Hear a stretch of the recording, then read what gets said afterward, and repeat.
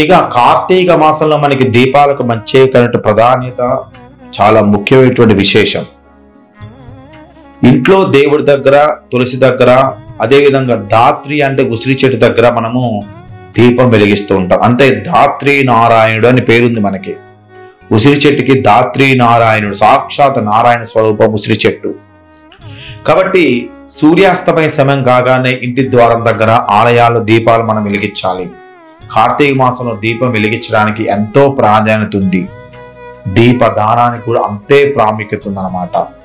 ఇక దీపదానం అంటే వెండి, బంగారం, ఇత్తడి, ఉసిరికాయ, పిండి, సాలగ్రామాలతో ఒక్కొక్క రకంగా మనం దీపదానం చేస్తూ ఉంటాడు. షోడశ దానాల్లో విశేషమైనది దీపదానం. బియ్య పిండితో కానీ, గోధుమ పిండితో కానీ ప్రమిదం తయారు చేసి అందులో ఆవు నెయ్యిని పోసి ఒత్తులు వేసి వెలిగించి ఆ దీపాన్ని ఆరకోకోకుండా బ్రాహ్మడికి దానం చేయాలి. ఈ దీపదానం వల్ల విద్య, జ్ఞానం, సకల సంపదలు మొత్తం కూడా, దీర్ఘాశ మొత్తం కూడా మనకి ఇక్కడ లభిస్తూ ఉంటుంది.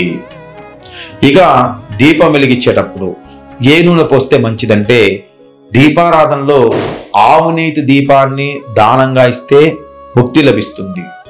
నువ్వుల నూనె దీపాన్ని ఇస్తే నవగ్రహ దోషాలు, సంపదలు, కీర్తి మొత్తం లభిస్తాయి. ఇప్ప నూనె దీపాన్ని ఇస్తే ఇహపరలోక సౌఖ్యాలు లభిస్తాయి. దీపదానం విషయంలో మనకి ఒత్తుల సంఖ్య కూడా ఉంది. ఇక ఒత్తుల సంఖ్య విషయానికి వస్తే, ఒక ఒత్తి దీపాన్ని దానంగా ఇస్తే తేజశక్తి పెరుగుతుంది, బుద్ధిమంతులు అవుతారు. 4 ఒత్తుల దీపాన్ని ఇచ్చినట్టయితే భూపతులు అవుతారు. 10 ఒత్తుల దీపాన్ని ఇచ్చినట్టయితే చక్రవర్తులు అవుతారు. 50 ఒత్తుల దీపాన్ని ఇచ్చినట్టయితే దైవత్వాన్ని పొందుతారు. 100 ఒత్తుల దీపాన్ని ఇచ్చినట్టయితే విష్ణు సామ్రాజ్యాన్ని పొందుతారు. దీపదానం అనేది ఎవరైనా ఎప్పుడైనా చేయవచ్చు. దీపదానం చేసినప్పుడు ఉసిరి చెట్టు కింద దీపదానం చేస్తే దానంత అష్టైశ్వర్యం ఇంకొకట్లేదు.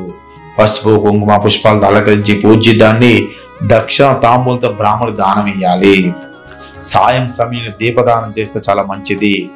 స్తోమత ఉంటే వెండి ప్రమాదంలో బంగారం ఒత్తి వేసి కూడా దీపదానం చేస్తే మనకున్నటువంటి ఆయుష్లో ఉన్నటువంటి ప్రమాదాల మొత్తం తగ్గిస్తాడు. దీపదానాన్ని శివాలయంలో కానీ, విష్ణు ఆలయాల్లో కానీ, వైష్ణవ ఆలయాల్లో కానీ ఎక్కడైనా సరే దీపదానం చేయవచ్చు.